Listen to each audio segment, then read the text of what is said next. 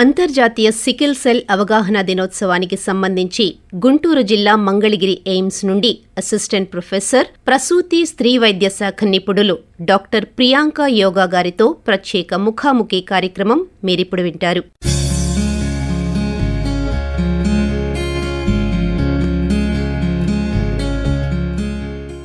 శ్రోతలకు నమస్కారం. ఈరోజు అంతర్జాతీయ సికిల్ సెల్ అవగాహన దినోత్సవాన్ని నిర్వహిస్తున్నాం. వంశపారంపర్యంగా వచ్చే ఈ వ్యాధి అత్యంత సాధారణ రక్త రుగ్మతలలో ఇది ఒకటి. ఈ వ్యాధిని సికిల్ సెల్ అనీమియా అని కూడా పిలుస్తారు. ఈ వ్యాధి ఉన్నవారు తరచూ వైద్య పరీక్షలు చేయించుకుంటూ తగిన చికిత్స పొందాలని వైద్య నిపుణులు సూచిస్తున్నారు. మరి సికిల్ సెల్ అనీమియాకి సంబంధించిన మరిన్ని వివరాలను గుంటూరు జిల్లా మంగళగిరి ఎయిమ్స్ నుండి అసిస్టెంట్ ప్రొఫెసర్ డిపార్ట్మెంట్ ఆఫ్ ప్రసూతి స్త్రీ వైద్య నిపుణులు డాక్టర్ ప్రియాంక యోగా గారు మనతో పాటు ఈరోజు మన ఆకాశవాణి స్టూడియోలో ఉన్నారు. నమస్కారం డాక్టర్ ప్రియాంక గారు. నమస్కారం అండి. డాక్టర్ గారు, అసలు జూన్ 19వ తేదీనే సికిల్ సెల్ అనీమియా దినోత్సవాన్ని నిర్వహించుకోవాల్సిన ప్రాముఖ్యత గురించి తెలియచేయండి. ప్రపంచ ఆరోగ్య సంస్థ అంటే WHO వరల్డ్ హెల్త్ ఆర్గనైజేషన్ వాళ్ళు ప్రతి సంవత్సరం జూన్ 19వ తారీఖు నాడు ప్రపంచ సికిల్ సెల్ అవగాహన దినోత్సవంగా వాళ్ళు గుర్తించారు. ఈ sickle cell disease, sickle cell anaemia అనేవి చాలా మంది ప్రజలలో అవగాహన లేదు. కానీ దానివల్ల వచ్చే పర్యవసానాలు అంటే కాంప్లికేషన్స్ కానీ కొంచెం సివియర్ గా ఉంటాయి, చాలా తీవ్రతను కలిగి ఉంటాయి. వరల్డ్ హెల్త్ ఆర్గనైజేషన్ వాళ్ళు ప్రతి సంవత్సరం జూన్ 19వ తారీఖున వరల్డ్ సికిల్ సెల్ అవేర్నెస్ డేగా గుర్తించారు. ఆ రోజు మనం తెలుసుకుంటాం.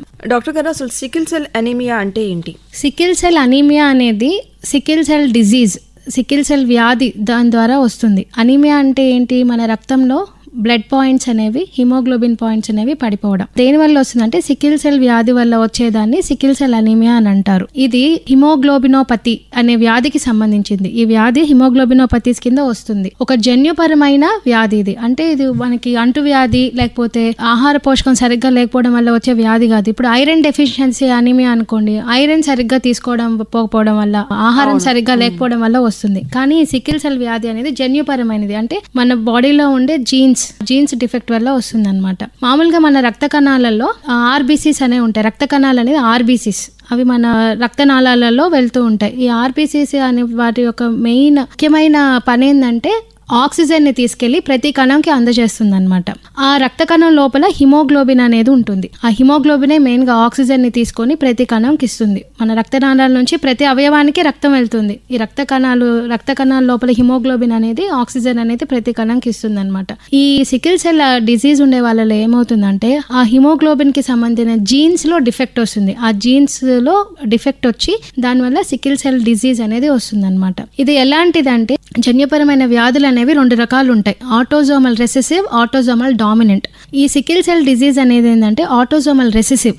ఇప్పుడు హిమోగ్లోబిన్ కి సంబంధించి ఏదైనా సరే జీన్ అనేది ఒక జతగా ఉంటుంది. సో ఆ హిమోగ్లోబిన్ కి సంబంధించిన ఆ జత జీన్ లో ఒక జీన్ ఒకటే డిఫెక్ట్ ఉందనుకోండి, దాన్ని సికిల్ సెల్ ట్రైట్ అంటారు. ఈ సికిల్ సెల్ ట్రైట్ ఉండే వాళ్ళు ఏంటంటే నార్మల్ గా హెల్దీ ఇండివిజువల్స్, అంటే ఆరోగ్యంగా సికిల్ సెల్ డిజీజ్ లేని వాళ్ళు ఆరోగ్యంగా ఉంటారు కదా, వాళ్ళు ఎలా ఉంటారో అలానే ఉంటారు. అనీమియా ఉండేది చాలా లైట్ గా ఉంటుంది, మైల్డ్ గా ఉంటుంది, చాలా తక్కువగా ఉంటుంది. వాళ్ళకి ఎలాంటి ఇబ్బందులు ఉండవు. హెల్దీ పాపులేషన్ ఎలా ఉంటారో అలా ఉంటారు. ఈ సికిల్ సెల్ డిజీజ్ అనేది ఏంటంటే ఆ జత జీన్స్ రెండిట్లో జన్యుపరమైన లోపంగానే ఉంటే దాన్ని సికిల్ సెల్ డిజీజ్ అంటారు. సో ఈ సికిల్ సెల్ డిజీజ్ వాళ్ళల్లో ఆ వ్యాధికి సంబంధించిన లక్షణాలు అనేవి బయటపడతాయి. Sickle cell anaemia, sickle cell crisis అలాంటివి అనేవి వాళ్ళల్లో బయటపడతాయి. సో మన అదృష్టవశాత్తు ఏంటంటే ఇది ఆటోజోమల్ రెసెసివ్ ఇన్హెరిటెన్స్ అయిపోయింది. నేను ఇంకొకటి చెప్పాను కదా ఆటోజోమల్ డామినెంట్ అని. ఆ డామినెంట్ ఏంటంటే ఆ జత జీన్లలో ఒక జీన్ ఎఫెక్ట్ అయినా సరే ఆ వ్యాధి యొక్క లక్షణాలు బయటపడతాయి. దాన్ని ఆటోజోమల్ డామినెంట్ ఇన్హెరిటెన్స్ అంటారు. మన అదృష్టవశాత్తు ఈ సికిల్ సెల్ డిజీజ్ అనేది ఏంటంటే ఆటోజోమల్ రిసెసివ్ అయిపోవడం వల్ల సికిల్ సెల్ ట్రేట్ ఉండే వాళ్ళకి ఎలాంటి కాంప్లికేషన్స్ ఉండవు, ఎలాంటి పర్యవసానాలు ఉండవు. 2 జన్యుపరమైన జీన్స్ అనేది ఎఫెక్ట్ అవుతాయో వాళ్ళకి సికిల్ సెల్ వ్యాధి అనేది వస్తుందన్నమాట. ఇప్పుడు ఒక భార్యాభర్త ఇద్దరు సికిల్ సెల్ ట్రేట్ ఉన్నారనుకోండి, వాళ్ళకి శిశువు కానీ జన్మిస్తే ఆ శిశువులో 25% ఛాన్స్ ఉంటుంది సికిల్ సెల్ డిజీజ్ వచ్చే ఛాన్స్. 25% అసలు డిజీజే రాకపోవచ్చు. రాకపోవచ్చు, ఏమి ట్రైట్ రాకపోవచ్చు, సికిల్ సెల్ డిసీజ్ రాకపోవచ్చు. 50% మాత్రం వాళ్ళు కూడా సికిల్ సెల్ ట్రైట్ గా వచ్చే ఛాన్సెస్ ఉంటాయన్నమాట. సికిల్ సెల్ ట్రైట్ వాళ్ళు అనుకోండి 25% వరకే రాదు. ట్రైట్ అంటే ఆ 2 జీన్స్లలో ఒక జీన్స్ ఎఫెక్ట్ అయితేనే ట్రైట్ అంటారు. డిసీజ్ అంటే 2 జీన్స్ ఎఫెక్ట్ అయిన వాళ్ళు ఉంటారు. ట్రైట్ లో ఏంటంటే వ్యాధి యొక్క లక్షణాలు ఏమీ ఉండవు. డిసీజ్ లో అంటే కంపల్సరీగా వ్యాధికి సంబంధించిన లక్షణాలు అనేది తీవ్రత కూడా ఎక్కువ ఉంటుంది. Sickle cell anaemia, sickle cell crisis అనేవి మనం చూస్తామన్నమాట. ఏ ప్రాంతాల వారిలో ఎక్కువగా ప్రజలు ఈ సికిల్ సెల్ బారిన పడుతుంటారు? ఇప్పుడు మన ప్రపంచం మొత్తం జనాభా సంఖ్య తీసుకుంటే మొత్తం జనాభా సంఖ్యలో 5% మంది ఈ వ్యాధి బారిన పడిన వారు ఉన్నారు, సికిల్ సెల్ డిసీజ్ వ్యాధి వారి. మన ప్రపంచంలో తీసుకుంటే ట్రాపికల్ కంట్రీస్ అంటే ఎక్కువ ఎక్కడ వేడి టెంపరేచర్ ఎక్కువ ఉంటుందో, బాగా వేడిగా ఆఫ్రికా, సబ్ సహరన్ ఆఫ్రికా అలాంటి ఏరియాస్ లో సికిల్ సెల్ డిసీజ్ అనేది చాలా చాలా కామన్. మన ఇండియాలో తీసుకుంటే ట్రైబల్ పాపులేషన్ వాళ్ళలో ఎక్కువగా చూస్తాము. సో ఏ రాష్ట్రాల్లో అయితే ఇట్లా గిరిజన ప్రజలు ఎక్కువ ఉంటారో, మధ్యప్రదేశ్, మహారాష్ట్ర, గుజరాత్, ఛత్తీస్గఢ్, మన ఆంధ్రప్రదేశ్, వీళ్ళల్లో ఎక్కువగా మనము ఈ సికిల్ సెల్ ట్రైట్ మరియు సికిల్ సెల్ డిసీజ్ అనేది చాలా కామన్ గా చూస్తాం అన్నమాట గర్భిణీ స్త్రీలలో. అంతేకాకుండా ఇమిగ్రెంట్స్ ఉంటారు, వేరే ప్రాంతం నుంచి వచ్చి సెటిల్ అయిన వాళ్ళు ఎక్కువగా విజయనగరము, వైజాగ్, శ్రీకాకుళం, ఒరిస్సా ఆ ప్రాంతాల్లో కొంచెం కామన్ గా చూస్తుంటాం ఈ sickle cell disease, sickle cell అనేది. అసలు సికిల్ సెల్ అనీమియానే ఎందుకు పిలుస్తారంటారు? మామూలుగా మనకి నేను ముందు చెప్పినట్టు మన రక్తనాళాలలో రక్త కణాలు ఉంటాయి, వాటినే రెడ్ బ్లడ్ సెల్స్, ఆర్బీసీస్ అని అంటారనమాట. ఈ రక్త కణాలు అనేవి ఏంటంటే ఒక ఆరోగ్యవంతమైన ఇండివిడ్యువల్, ఒక హెల్దీ ఇండివిడ్యువల్లో రౌండ్ షేప్లో ఉంటాయి. దాని లోపల హిమోగ్లోబిన్ ఉంటుంది. ఆ హిమోగ్లోబిన్ ఆక్సిజన్ తీసుకెళ్తూ ఉంటుంది. దాని షేప్ రౌండ్ షేప్ ఉండడం వల్లనే మెనిస్కస్ షేప్ అంటారు. రౌండ్ షేప్ అంటే కూడా అది కొంచెం ఇట్లా డిప్రెషన్ ఉండి ఉంటుంది. ఆ షేప్ ఉండడం వల్ల అది రక్తంలో ఫ్రీగా వెళ్ళగలుగుతుంది, రక్త ప్రసరణ అనేది ఫ్రీగా జరుగుతుంది. ఈ సికిల్ సెల్ డిసీజ్లో ఏమవుతుందంటే ఆ హిమోగ్లోబిన్లో జీన్ డిఫెక్ట్ ఉండడం వలన అది అర్ధచంద్రాకారం, దాన్ని క్రిసెంట్ షేప్, కొడవలి ఏ ఆకారంలో ఉంటుంది, అర్ధచంద్రాకారంలో ఉంటుంది. ఈ సికిల్ సెల్ డిసీజ్ ఉండే వాళ్ళలో రక్త కణాలు అనేవి అర్ధచంద్రాకారంలో ఉంటాయి. అందుకే దానికి సికిల్ సెల్ అనీమియా అనే పేరు వచ్చింది. ఈ సికిల్ సెల్ డిసీజ్ ఉండే వాళ్ళలో కూడా మామూలుగా ఉన్నప్పుడు, ఎలాంటి ఇబ్బంది లేకుండా ఉన్నప్పుడు రౌండ్ షేప్ లోనే ఉంటుంది ఆ రక్తంలో ఉండే కణం, ఆ రక్త కణం. వీళ్ళు ఎప్పుడైనా సరే డిహైడ్రేషన్ అంటే మన బాడీలో ఉండే ఫ్లూయిడ్ లెవెల్స్, అంటే నీరు తగ్గిపోయినా, తర్వాత ఆక్సిజన్ సరిగ్గా అందకపోయినా, ఏదైనా సరే ఊపిరితిత్తులకి బాగాలేకుండా వచ్చి ఇన్ఫెక్షన్ వచ్చి ఆక్సిజన్ సరిగ్గా అందకపోయినా కానీ రౌండ్ గా ఉండే సెల్స్ ఏమవుతాయంటే ఆ క్రిసెంట్ షేప్ లోకి, అర్ధచంద్రాకారంలోకి మారిపోతాయి. అలా మారిపోవడం వల్ల ఏమవుతుందంటే రక్తనాళాల్లో ప్రసరణ సరిగా ఉండదు, రక్తం చిక్కబడిపోతుంది, ఏ అవయవానికి వెళ్లాల్సిన ఆక్సిజన్ సరిగ్గా అందదు. సో వాళ్ళకి ఆక్సిజన్ సప్లై అనేది తగ్గిపోతుంది మిగతా భాగాలలో. ఇప్పుడు కిడ్నీ తీసుకోండి, కిడ్నీలకి ఆక్సిజన్ సరిగ్గా వెళ్ళదు. లివర్ తీసుకోండి, లివర్ కి సరిగ్గా వెళ్ళదు. తర్వాత బ్రెయిన్, ఎందుకంటే రక్తనాళాలంతా ఈ సికిల్ సెల్స్ అనేవి ఏంటంటే బ్లాక్ చేసి పెట్టేస్తాయి. సో దానివల్ల ఏమవుతుందంటే నార్మల్ గా అందాల్సిన ఆక్సిజన్ అనేది సరిగ్గా అందదు. దీన్ని ఏమంటారంటే సికిల్ సెల్ క్రైసిస్ అంటారు. మామూలుగా సికిల్ సెల్ డిసీజ్ ఉండే వాళ్ళలో ఉండదు ఇట్లా, కానీ ఎప్పుడైతే వీళ్ళకి డీహైడ్రేషన్ అని చెప్పాను కదా, నీరు తగ్గిపోవడం, అలాంటి కండిషన్స్ కి వాళ్ళు ఎప్పుడైతే ఎక్స్పోజ్ అవుతారో అప్పుడు ఏమవుతుందంటే ఈ సికిల్ సెల్ క్రైసిస్ అనేది వస్తుంది. సో దానివల్ల ఏమవుతుంది, ఇప్పుడు ఆల్రెడీ ఆక్సిజన్ సరిగ్గా అందడం లేదు, సరిగ్గా రక్త ప్రసరణ లేదు, ఆ అవయవానికి ఇన్ఫెక్షన్స్ వచ్చే ఛాన్సెస్ ఎక్కువ ఉంటాయి. సో వాళ్ళకి కిడ్నీలలో ఇన్ఫెక్షన్ రావడం, దాన్ని పైలోనెఫ్రైటిస్ అంటారు. మూత్రంకి సంబంధించిన ఇన్ఫెక్షన్, యూరినరీ ట్రాక్ట్ ఇన్ఫెక్షన్స్ అంటారు, అంటే యూరిన్ లో ఇన్ఫెక్షన్ రావడం. తర్వాత లంగ్స్ లో కూడా ఇన్ఫెక్షన్, న్యూమోనియా లాంటిది రావడం. రక్తనాళాల్లో రక్తం ప్రసరణ సరిగ్గా లేకపోతే ఏమవుతుంది, గడ్డగడుతుంది, థ్రాంబోసిస్ అంటారు. అలాంటివి వచ్చే అవకాశాలు చాలా చాలా ఎక్కువ ఉంటాయి వీళ్ళల్లో. అంతేకాకుండా మామూలుగా మనకి రక్త కణం అనేది 4 నెలలు బతుకుంటుంది మన బాడీలో, కానీ ఈ సికిల్ సెల్ డిసీజ్ ఉండే వాళ్ళలో ఏమవుతుందంటే 5 నుంచి 10 రోజుల వరకే బతుకుంటుంది. సో దానివల్ల ఏమవుతుంది, వాళ్ళకి ఎక్కువ రక్త కణాలు చనిపోవడం వల్ల ఏమవుతుంది, రక్తహీనత వస్తుంది. దానివల్ల వాళ్ళకి అనీమియా వస్తుంది, సికిల్ సెల్ అనీమియా వస్తుంది. అంతేకాకుండా అనీమియా అనేది క్రానిక్ అనీమియా అంటారు. అంటే అప్పటికప్పటికి 2-3 నెలలు వచ్చి మందులు వేసుకోగానే తగ్గిపోయే అనీమియా కాదు అది. ఇది జీన్స్ కి సంబంధించింది కాబట్టి వాళ్ళు చిన్నప్పటి నుంచే వాళ్ళకి కొంచెం అడాల్సెంట్ 18 ఇయర్స్ 19 ఇయర్స్ నుంచే వాళ్ళకి అనీమియా అనేది స్టార్ట్ అవుతుంది. ఆ అనీమియా అనేది అలానే లైఫ్ లాంగ్ ఉండి దానివల్ల ఏమవుతుందంటే హార్ట్ ఫెయిల్యూర్ లో కూడా వెళ్ళిపోతారు. ఎప్పుడైతే అనీమియా ఉన్న వాళ్ళలో హార్ట్ ఫెయిల్యూర్ అనేది కామన్. అంటే ఎప్పుడైనా సరే మనకు అనీమియా ఉంటే దాన్ని మనము సరిదిద్దుకోవాలి, మందులు వేసుకోవడమో బ్లడ్ ఎక్కించుకోవడమో. దాన్ని నిర్లక్ష్యం చేస్తే ఏమవుతుందంటే గుండె సరిగ్గా కొట్టుకోదు, హార్ట్ ఫెయిల్యూర్ లోకి వెళ్ళిపోతుంది, గుండె వాపు కూడా వస్తుంది అనమాట. ఈ సికిల్ సెల్ అనేది గర్భిణీ స్త్రీలలో ఇది ఎలాంటి ప్రభావం చూపిస్తుందంటారు?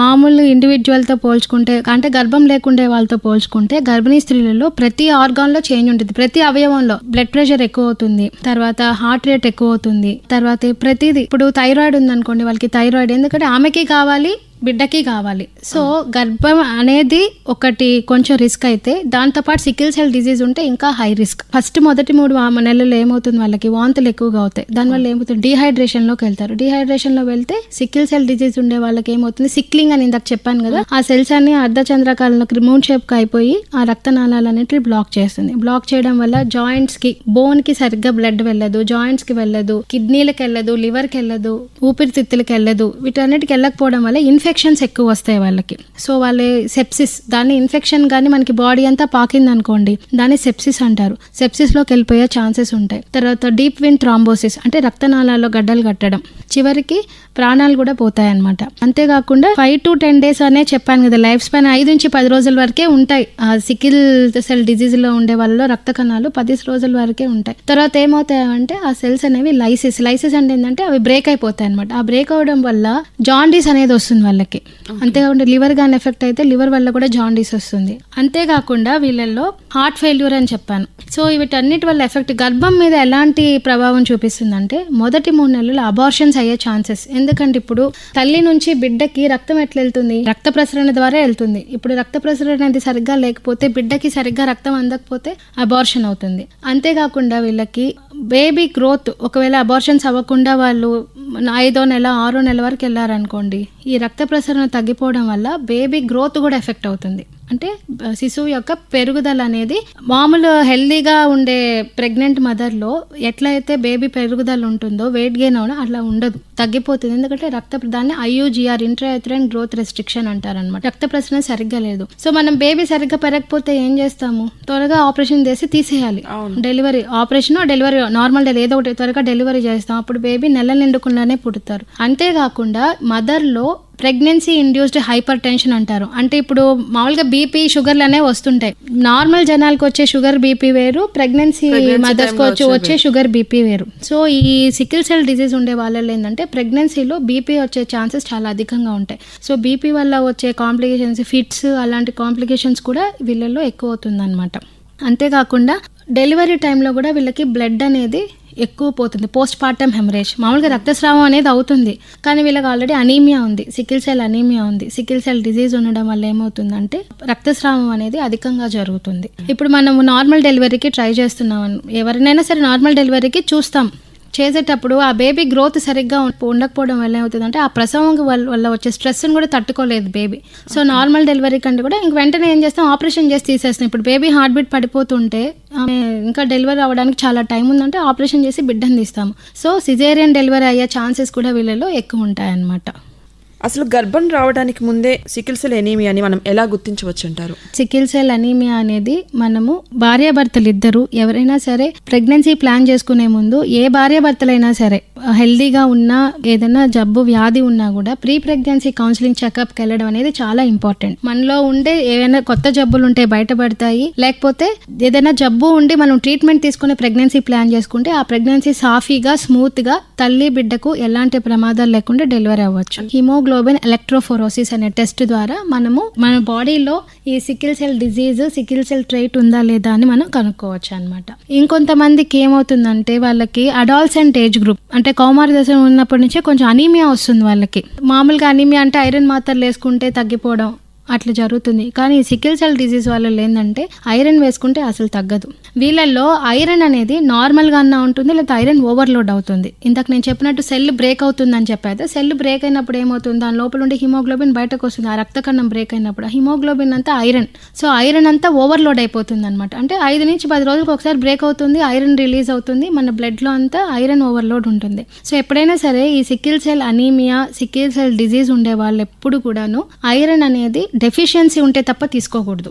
మామూలుగా మనకి హిమోగ్లోబిన్ తక్కువ ఉంది, మామూలు 12 పాయింట్లు ఉండాల్సిందే 8 పాయింట్లు ఉండగానే డాక్టర్ గారు సరే అమ్మ ఐరన్ వేసుకోండి అంటారు. ఐరన్ వేసుకున్నావు, 2-3 నెలలైనా నువ్వు ఐరన్ మింగుతున్నా నీకు తగ్గట్లేదు అంటే నీకు ఇంకొక ఏదో లోపం ఉంది, జన్యుపరమైన లోపం. అది 2 రకాలు ఉన్నాయి, ఒకటి సికిల్ సెల్ డిజీజ్ ఒకటి, ఇంకోటి తలసీమియా అని ఒకటి ఉంది. ఆ 2 హిమోగ్లోబిన్కి సంబంధించిన వ్యాధులు అనమాట. సో అట్లా కంట్రోల్ అవ్వడం లేదు అంటే, నువ్వు ఐరన్ మాత్రలు వేసుకున్నా కూడా నీ అనీమియా కంట్రోల్ అవ్వడం లేదు అంటే, అప్పుడు నువ్వు ఈ సికిల్ సెల్ డిజీజ్ కోసం చెక్ చేసుకోవాలి. HPLC హిమోగ్లోబిన్ ఎలక్ట్రోఫోరోసిస్ టెస్ట్ అనేది ఉంటుంది. ఆ టెస్ట్ చేసుకోవడం ద్వారా మనకి సికిల్ సెల్స్ మన బ్లడ్ లో ఉన్నాయా లేదా, సికిల్ సెల్ హిమోగ్లోబిన్ ఉందా లేదా అనేది మనకి ముందే తెలుసుకోవచ్చు. ఒకసారి ప్రెగ్నెన్సీ కన్ఫర్మ్ అయిపోయాక మనం ముందు నుంచి ఎలాంటి జాగ్రత్తలు తీసుకోవాలి? సికిల్ సెల్ డిజీజ్ ఉండేవాళ్ళు ప్రెగ్నెన్సీ ప్లాన్ చేసుకునే ముందు, చేసుకున్న తర్వాత జాగ్రత్తలు తీసుకోవాలి. ఒక స్త్రీకి సికిల్ సెల్ డిజీజ్ ఉంది, ఆమె ప్రెగ్నెన్సీ ప్లాన్ చేసుకోవాలని అనుకోండి, ఇద్దరు పార్ట్నర్స్ ఫస్ట్ చెక్ చేసుకోవాలి వాళ్ళకి సికిల్ సెల్ ట్రైటా, సికిల్ సెల్ డిజీజా. బ్లడ్లో ఐరన్ లెవెల్స్ చెక్ చేసి ఐరన్ తక్కువగా ఉందంటేనే మీరు ఐరన్ మాత్రలు వేసుకోవాలి. లేకపోతే folic acid 1 mg pregnancy plan చేసుకునే ముందు daily folic acid 1 mg per day అనే డోస్ చొప్పున రోజు వేసుకోవాలి. అంతేకాకుండా సికిల్ సెల్ డిజీజ్ వాళ్ళు కొన్ని డ్రగ్స్ తీసుకుంటుంటారు, హైడ్రాక్సీ యూరియా అలాంటి డ్రగ్స్, దానివల్ల వచ్చే ఎఫెక్ట్స్ తగ్గించడానికి. ఆ డ్రగ్స్ అనేవి ప్రెగ్నెన్సీలో టెరటోజెనిక్ అంటారు, అంటే అవి కానీ ఆమె తీసుకుంది అనుకోండి బిడ్డకి ఎఫెక్ట్ అవుతుంది. సో అలాంటివి ప్రెగ్నెన్సీ ప్లాన్ చేసుకునే 3 నెలల ముందే ఆపేసేయాలి. నేను ఆల్రెడీ చెప్పినట్టు వీళ్ళకి ఎక్కువగా ఇన్ఫెక్షన్స్ వచ్చే ఛాన్సెస్ ఉంటాయి. సో ఆ ఇన్ఫెక్షన్స్ రాకుండా వ్యాక్సిన్స్ ఉంటాయి, న్యూమోకోకల్ వ్యాక్సిన్స్, మెనింగోకోకల్ వ్యాక్సిన్స్, అలాంటి వ్యాక్సిన్స్ అనేవి ముందే తీసుకోవాలి ప్రెగ్నెన్సీ ప్లాన్ చేసుకోక ముందే. ఇలా తీసుకోవడం వల్ల ప్రెగ్నెన్సీలో ఇన్ఫెక్షన్స్ రాకుండా చూసుకోవచ్చు. అంతేకాకుండా హెపటైటిస్ బి, హెపటైటిస్ సి వాటికి కూడా టెస్ట్ చేసుకుంటూ ఉండాలి. ప్లస్ ఏంటంటే ఈ సికిల్ సెల్ డిజీజ్ ఉండే వాళ్ళలో ఐస్ కూడా ఎఫెక్ట్ అవుతాయి. సికిల్ సెల్ రెటినోపతి అనేది వస్తుంది వాళ్ళకి. సో ఐ చెకప్ చేసుకోవడం, బీపీ చెక్ చేసుకోవడం, యూరిన్ ఇన్ఫెక్షన్స్ అనేది చాలా common. So first urine test చేసుకొని యూరిన్ కల్చర్ ఇచ్చి ఇన్ఫెక్షన్ ఉందా లేదా, ఇన్ఫెక్షన్ ఉంటే ట్రీట్ చేసుకోవడం. సో ప్లాన్ చేసుకునే ముందు వాళ్ళకి ఏవేవి లోపాలు ఉన్నాయో చేసుకొని దానికి తగ్గట్టు జాగ్రత్తలు తీసుకొని ప్లాన్ చేసుకుంటే ఆమెకి ప్రెగ్నెన్సీలో ఎలాంటి ఇబ్బందులు తలెత్తకుండా ఉంటాయి. అంతేకాకుండా ఏదైనా ప్రాబ్లం ఉన్నా కూడా ముందే ట్రీట్ చేసుకొని ప్లాన్ చేసుకుంటే మంచిది. అనీమియా ఉంది, అనీమియాని కరెక్ట్ చేసుకోవాలి. హిమోగ్లోబిన్ మినిమం 10 నుంచి 11 పాయింట్ల వరకు పెట్టుకోవాలి, దానికంటే తక్కువ ఉండకూడదు. ఇప్పుడు ఆమె ప్రెగ్నెన్సీ ప్లాన్ చేసుకునే ముందు ఆమెకి హిమోగ్లోబిన్ 8 పాయింట్లు ఉందనుకోండి, గర్భవతి అయ్యాక ఆమెకి ఎంత తీసుకున్నా హిమోగ్లోబిన్ అనేది కరెక్ట్ అవ్వదు. సో దానికంటే ముందు ఏదైనా ఇబ్బంది ఉంటే అన్ని ట్రీట్మెంట్ తీసుకొని ప్రెగ్నెన్సీ ప్లాన్ చేసుకుంటే మంచిది. అంతేకాకుండా వాళ్ళకి హార్ట్ ఫెయిల్యూర్, గుండె జబ్బు వచ్చే ఛాన్సెస్ ఉంటాయి, హార్ట్ ఫెయిల్యూర్లోకి వెళ్ళిపోవచ్చు. అప్పుడు ఎక్కువ కూడా చేసుకోవాలి. అల్ట్రాసౌండ్లో కిడ్నీస్ కూడా చూయించుకోవాలి, కిడ్నీ ఇన్ఫెక్షన్ రాకుండా. అన్నీ చెక్ చేసుకొని అంతా నార్మల్గా ఉంది, ఏం ఇబ్బంది లేదు అనుకున్నప్పుడు ప్లాన్ చేసుకుంటే మంచిది. ఒకవేళ ఏ ప్రాబ్లం ఉన్నా కూడా ట్రీట్మెంట్ తీసుకొని ప్రెగ్నెన్సీని ప్లాన్ చేసుకుంటే మంచిది. ప్రెగ్నెన్సీ అయ్యాక ఇప్పుడు ఈ సికిల్ సెల్ డిజీజ్ ఉండేవాళ్ళు జస్ట్ గైనకాలజిస్ట్ లేకపోతే ప్రసూతి డాక్టర్ దగ్గరికి వెళ్తే సరిపోదు. ఒక మల్టీ డిసిప్లినరీ, అంటే సికిల్ సెల్ ట్రీట్ చేసే డాక్టర్స్ ఉంటారు, హెమటాలజిస్ట్, తర్వాత బ్లడ్ ఎక్కిచ్చే డాక్టర్, ట్రాన్స్ఫ్యూజన్ మెడిసిన్, తర్వాత జనరల్ ఫిజిషియన్, వీళ్ళందరితో ఫాలో అప్ రెగ్యులర్ గా ఉండాలి. ప్రెగ్నెంట్ అయ్యే ముందే కాదు, ప్రెగ్నెంట్ అయ్యే ముందు ఏదైతే ప్రెగ్నెన్సీలో తీసుకోకూడదు డ్రగ్స్ అవి ఆపేసేయాలి. ఒకవేళ ఆమె ప్రెగ్నెంట్ అయ్యింది అనుకోండి, తను ఏమేమి డ్రగ్స్ తీసుకుంటున్నారో అన్ని ఆపేసి ప్రెగ్నెన్సీలో సేఫ్ గా ఉండే మందులే వేసుకోవాలి.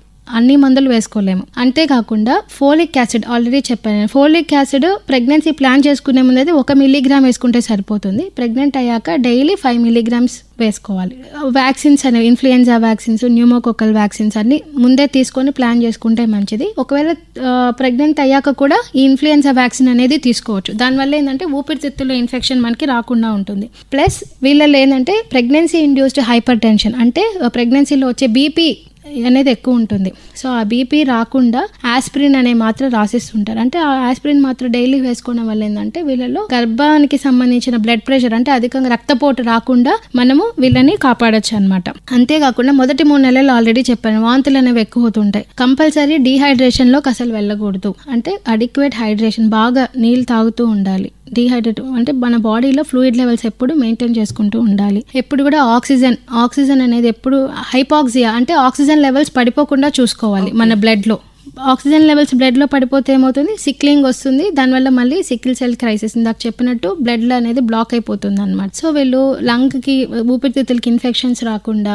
ఊపిరితిత్తులో ఎలాంటి ప్రాబ్లం లేకుండా చూసుకొని బాగా ఆక్సిజన్ వెళ్ళేలాగా, ఇట్లా ఎక్కువ కూడా గాలి బాగా ఆక్సిజన్ అందే చోట వాళ్ళు ఉండాలి. ఒకవేళ హిమోగ్లోబిన్ అనీమియా వల్ల పడిపోయింది అనుకోండి, ఎక్స్చేంజ్ ట్రాన్స్ఫ్యూజన్ అంటారు. ఎక్స్చేంజ్ ట్రాన్స్ఫ్యూజన్ అంటే బ్లడ్ మారుస్తారనమాట. ఆ సికిల్ సెల్స్, ఆ సిక్లింగ్ అయిన సెల్స్ ని తీసేసి వేరే బ్లడ్ ఎక్కిస్తారు. అవన్నీ చేసుకోవాలి. ఇంకొకటి ఏంటంటే గ్రోత్ స్కాన్ అనేది ఇంపార్టెంట్. బిడ్డ పెరుగుదల అనేది హెల్దీగా ఉండే గర్భిణీ స్త్రీతో పోల్చుకుంటే, ఆరోగ్యవంతమైన గర్భిణీ స్త్రీలతో పోల్చుకుంటే వీళ్ళల్లో పెరుగుదల అనేది కొంచెం తక్కువ ఉంటుంది. 6వ నెల తర్వాత ప్రతి 3 వారాలకు ఒకసారి గ్రోత్ కరెక్ట్ గా ఉందా లేదా అనేది చెక్ చేసుకుంటూ ఉండాలన్నమాట.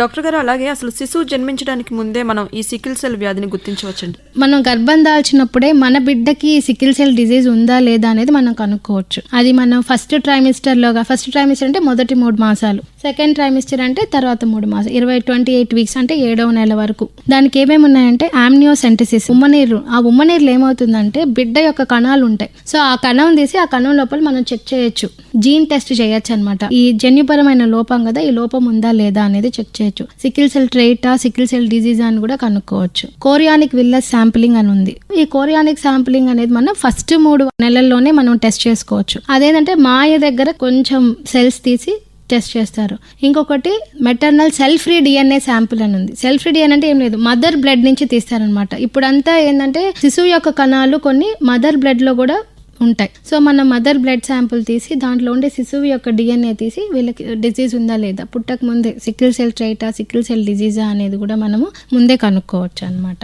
అసలు ప్రసవం సమయంలో ఈ సికిల్ సెల్ ఉన్న వాళ్ళు ఎటువంటి జాగ్రత్తలు తీసుకోవాలి? ప్రసవం టైంలో ఆల్రెడీ సికిల్ సెల్ డిజీజ్ వల్ల ఏమవుతుంది, సికిల్ సెల్ అనీమియా వస్తుంది. అంటే హిమోగ్లోబిన్ లెవెల్స్ అనేవి కొంచెం తక్కువగా ఉంటుంది. ఎప్పుడైనా సరే sickle cell anaemia, sickle cell disease ఉండేవాళ్ళు ఎప్పుడు కూడా ఇంట్లో కానీ చిన్న హాస్పిటల్లో కానీ డెలివరీలు ప్లాన్ చేసుకోకూడదు. టెరిషరీ కేర్ సెంటర్ అంటే పెద్ద హాస్పిటల్స్, ఎక్కడైతే బ్లడ్ బ్యాంక్ ఫెసిలిటీస్, తర్వాత అందరు డాక్టర్స్, జనరల్ ఫిజిషియన్, ఏ కాంప్లికేషన్ వచ్చినా ట్రీట్ చేసే డాక్టర్స్ ఎక్కడైతే అవైలబిలిటీ ఉంటారో అలాంటి చోట వాళ్ళు డెలివరీ ప్లాన్ చేసుకోవాలి. కరెక్ట్గా డెలివరీ టైంకి నొప్పుల టైంలో కూడా వెళ్ళడం కరెక్ట్ కాదు. డెలివరీ టైంలో బ్లడ్ అనేది కంపల్సరీగా వీళ్ళు రెడీగా పెట్టుకొని ఉండాలి. డీహైడ్రేషన్ అవ్వకూడదు కంపల్సరీ. ఇప్పుడు నొప్పులు వస్తున్నాయి, సరిగా నీళ్లు తీసుకోము, సరిగా వాటర్ తీసుకోము, ఆ నొప్పులు తట్టుకోలేక. కానీ అది మాత్రం గుర్తు, అడికడికి ఖచ్చితంగా నీళ్ళు అనేవి తాగుతూ ఉండి హైడ్రేటెడ్గా ఉండాలి పేషెంట్. అంటే బాగా వాటర్ తీసుకుంటూ ఉండాలి. అంతేకాకుండా నెలలు నిండకుండానే డెలివరీ అయ్యే ఛాన్సెస్ ఎక్కువ ఉంటాయి. బేబీ గ్రోత్ సరిగ్గా ఉండదు, కడుపులో తట్టుకోలేదు ఆ స్ట్రెస్ని, ఆ లేబర్ స్ట్రెస్ని. సడన్గా హార్ట్ బీట్ కూడా, దాన్ని ఇంట్రాయూటరైన్ ఫీటల్ డెత్ అంటారు. అంటే గర్భంలో ఉన్నప్పుడే బిడ్డ యొక్క హార్ట్ బీట్ ఆగిపోయే రిస్క్ కూడా చాలా ఎక్కువ ఉంటుంది వీళ్ళల్లో. సికిల్ సెల్ డిజీజ్ వల్ల ప్రాబ్లం రాకపోవచ్చు శిశువులో, కానీ ప్రీమెచ్యూర్ డెలివరీ వల్ల వచ్చే కాంప్లికేషన్స్ ఉంటాయి.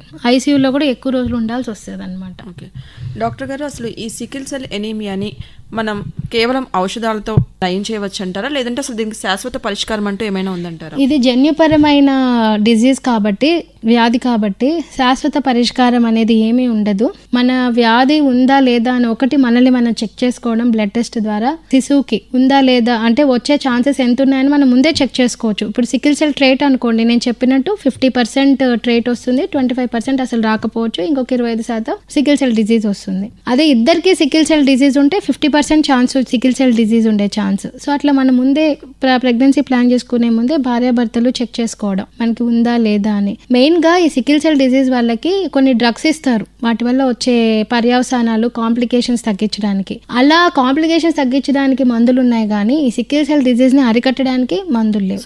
సికిల్ సెల్ ఎనీమియా ఉన్న వాళ్ళు అన్ని జాగ్రత్తలు తీసుకుంటూ లైఫ్ స్పాన్ ఎంత వరకు ఉండొచ్చు అంటారు?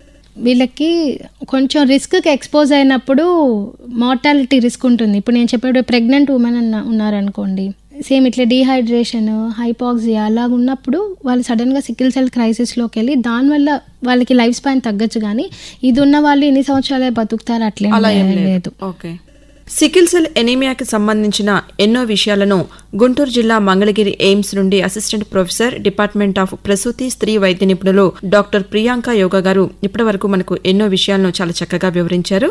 ధన్యవాదాలు డాక్టర్ ప్రియాంక గారు.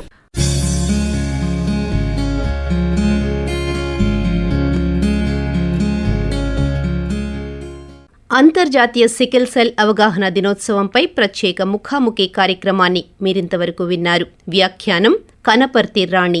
సమర్పణ ప్రాంతీయ వార్తా విభాగం, ఆకాశవాణి విజయవాడ కేంద్రం.